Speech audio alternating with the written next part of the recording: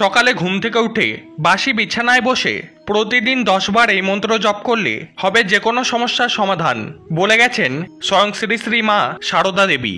নমস্কার প্রিয় শ্রোতা বন্ধুরা, আর একটা নতুন ভিডিওতে আপনাদের সবাইকে স্বাগত। অনেক সময় আমরা হাজারো দুঃখ কষ্ট, বেদনা, অর্থ কষ্ট ভোগ করি, কিন্তু এদের থেকে মুক্তির উপায় কি? এই মন্ত্র জপই একমাত্র উপায়। এই মন্ত্র জপ করলে পাবেন শান্তি। শ্রী শ্রী মা সারদা দেবী বলে গেছেন এই মন্ত্রের কথা। জীবনে হাজারো দুঃখ কষ্ট থেকে মুক্তি পাবেন যদি এই মন্ত্রটি 10 বার জপ করেন। রোজ ঘুম থেকে উঠে বিছানায় বসেই জপ করুন এই মন্ত্র। পাবেন দুঃসময়ে ঘুরে দাঁড়ানোর মানসিক শক্তি, দূর হবে অর্থ কষ্ট, জীবনে আসবে সাফল্য, সারা দিন কাটবে অত্যন্ত ভালো, কাটবে সকল বাধা। তাই কি সেই মন্ত্রটি জানতে আজকের ভিডিওটি শেষ পর্যন্ত অবশ্যই দেখুন। ভিডিওটি শুরু করার আগে আপনারা যারা এই চ্যানেলে নতুন তারা চ্যানেলটিকে অবশ্যই সাবস্ক্রাইব করুন আর পাশে থাকা বেল বাটনটিকে প্রেস করুন আরও এরকম নতুন ভিডিও নোটিফিকেশন পেতে। আর ভিডিওটি দেখে ভালো লাগলে ভিডিওটিকে অবশ্যই একটি লাইক করবেন এবং সবাইকে শেয়ার করবেন যাতে তারাও ভিডিওটি দেখে উপকৃত হয়। এবং কমেন্টে জয় শ্রী শ্রী রামকৃষ্ণ পরমহংসদেব বা শ্রী শ্রী মা সারদা দেবী লিখতে ভুলবেন না। তাহলে আসুন ভিডিওটি শুরু করা যাক। 1853 সালের 22 ডিসেম্বর বাঁকুড়া জেলার জয়রামবাটি গ্রামে জন্ম হয় সারদা দেবীর। তার পিতা ছিল রামচন্দ্র মুখোপাধ্যায় এবং মাতা ছিল শ্যামাসুন্দরী দেবী। সারদা মায়ের মধ্যে স্বয়ং মা লক্ষ্মীর বাস ছিল বলে মনে করতেন অনেকে। রামকৃষ্ণ মঠ ও মিশনের ভক্তদের কাছে তিনি শুধু শ্রী শ্রী মা নামেই আরাধ্য ও চির উজ্জ্বল। তিনি উঁচু নিচু সকল ভেদাভেদ ভুলে সব অর্থেই সকলের কাছে মা হিসাবে তুলে ধরেছিলেন নিজেকে। তিনি ছিলেন সবার মা, তাই সকলকে জীবনে সহজ সত্যের সন্ধান দিয়েছিলেন তিনি। এমন একটি মন্ত্র উচ্চারণের কথা বলেছিলেন যা সকল সমস্যার সমাধান করতে পারে। একবার এক ভক্ত মায়ের কাছে এসে বললেন, মা, আমার ধানের ব্যবসায় অনেক টাকা লোকসান হয়ে গেছে, এখন আমি পুরো নিঃস্ব হয়ে গেছি, কি করব বুঝে উঠতে পারছি না, তুমি একটা রাস্তা দেখাও মা। তখন সারদা দেবী বললেন, দেওয়ালে পিঠ থেকে গেছে, খুব কষ্ট পাচ্ছিস জীবনে? তাহলে মায়ের কথা মন দিয়ে শোন। একটি মন্ত্র ঘুম থেকে উঠে 10 বার জপ করবি, দেখবি কয়েকদিনের মধ্যেই উন্নতি হবে। এরপর সারদা দেবী ওই ভক্তকে মন্ত্র শিখিয়ে দিলেন। এরপর ওই ভক্ত 1 বছর বাদ আবার মায়ের কাছে এসে বললেন, মা, আমি তোমার কথার মতো ওই মন্ত্রটি রোজ 1 বছর জপ করেছি আর এখন আমি জীবনে আবার ঘুরে দাঁড়িয়েছি, আমি ব্যবসায় অনেক উন্নতি করেছি। রামকৃষ্ণ পরমহংসদেব তার জীবন সঙ্গিনী মা সারদা দেবীকে একবার বলেছিলেন, যারা আমার নাম নিয়মিত 10 বার জপ করবে তারা জীবনে সকল সুখ পাবে, তারা সুখী হবে, তাদের সকল মনস্কামনা পূর্ণ হবে। তাই মা সারদা দেবী সকল মানুষকে এই একটি মন্ত্র অর্থাৎ শ্রী রামকৃষ্ণ এই নাম প্রতিদিন জপ করতে বলতেন। একবার তার এক ভক্ত বিবাহের কিছু বছর পর সন্তান না হওয়ার কষ্ট নিয়ে তার কাছে এসেছিলেন। মা সারদা দেবী তাকেও ঘুম থেকে উঠে প্রতিদিন 10 বার শ্রী রামকৃষ্ণ নাম জপ করতে বলেছিলেন। 2 বছর পরে সেই ভক্ত সপরিবারে একটি ফুটফুটে কন্যা সন্তানকে নিয়ে মায়ের কাছে এসেছিলেন মায়ের আশীর্বাদ নিতে। তাই মা সারদা দেবী শ্রীরামকৃষ্ণ নাম জপের উপরে অনেক জোর দিতেন। তিনি বলতেন, নাম জপ করে মানুষ পবিত্র হয়, যেমন ঝড়ে মেঘ উড়িয়ে নেয় তেমনি শ্রী রামকৃষ্ণ নামে দুঃসময়ের মেঘ কেটে যায়। এই যুগের ভগবান শ্রী শ্রী রামকৃষ্ণ দেব 1836 সালের 18 ফেব্রুয়ারি কলকাতা থেকে 97 কিলোমিটার উত্তর পশ্চিমে কামারপুকুর গ্রামে মনুষ্যরূপে জন্মগ্রহণ করেন। বাবা ক্ষুদিরাম চট্টোপাধ্যায় ও মাতা চন্দ্রমণি দেবী তাদের ভক্তিনিষ্ঠা ও সত্যপরায়ণতার জন্য সুপরিচিত ছিলেন, যদিও আর্থিক সচ্ছলতা তাদের ছিল না। শ্রীহরির আশীর্বাদে জন্ম বলে তারা এই শিশুটির নাম রাখেন গদাধর। গ্রামের সবার প্রিয় ছিল গদাধর, আর 5 জন ছেলের সাথে তার তফাতও ছিল নজরে পড়ার মতো। এইদিকে 1855 খ্রিস্টাব্দে দক্ষিণেশ্বরে মা ভবতারিণীর মন্দির প্রতিষ্ঠিত হলো। রামকুমার হলেন মন্দিরের প্রধান পূজারী, কিন্তু কালের বিধানে রামকুমার কিছুদিনের মধ্যেই দেহ রাখলেন। এরপর প্রধান পূজারীর ভূমিকা পেলেন গদাধর। তার গদাধর থেকে রামকৃষ্ণ হয়ে ওঠা এই শুরু। কিছুদিনের মধ্যেই সকলে টের পেল নতুন পূজারী বড়ই অদ্ভুত।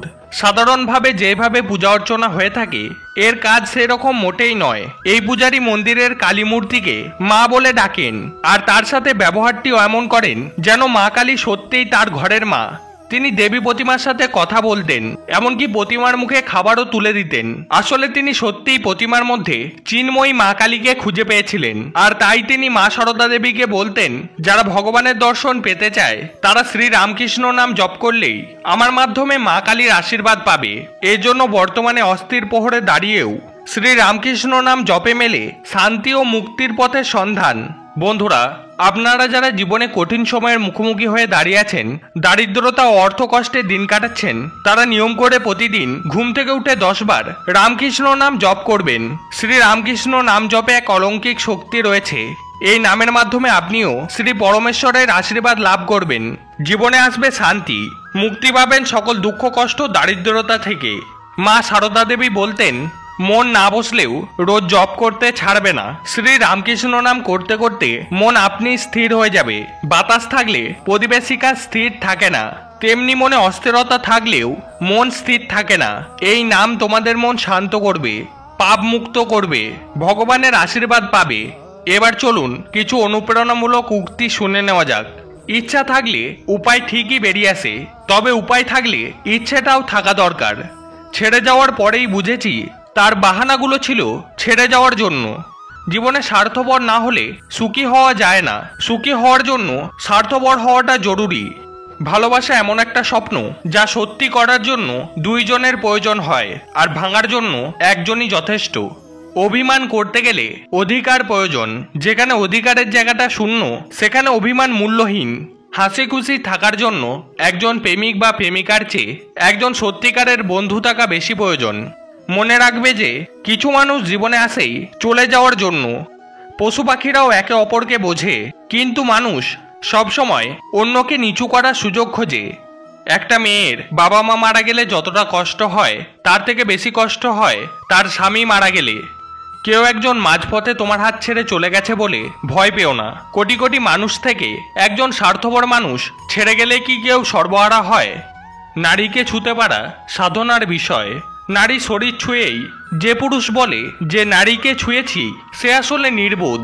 নারীর হৃদয় ছুতে পারাই হলো প্রকৃত ছুতে পারা, না হলে তো শরীরকে ধর্ষকও ছোঁয়ে। সন্তানের জন্য বেশি বেশি সম্পদ জমা না করে সন্তানকেও সম্পদ বানিয়ে যান। সুশিক্ষিত ও আদর্শ সন্তান এই পৃথিবীর শ্রেষ্ঠ সম্পদ। একটা সময়ের পর আমাদের অনুভূতি থাকলেও সেটা দেখানোর বা বোঝানোর মতো ধৈর্য থাকে না।